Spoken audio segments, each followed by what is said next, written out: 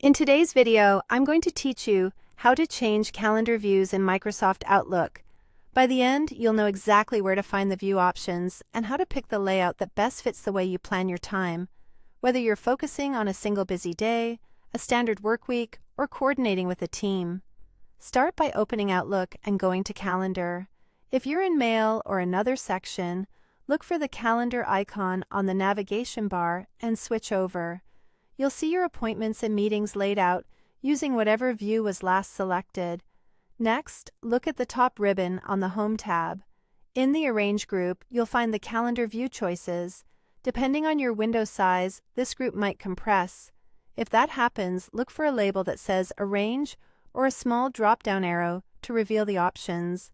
The moment you pick a view, Outlook updates the layout instantly. Choose Day when you need a close, hour-by-hour look at a single day. This view is great for packed schedules where you want to see exact time slots, travel buffers, or back-to-back meetings with minimal scrolling. Switch to Workweek to focus on Monday through Friday.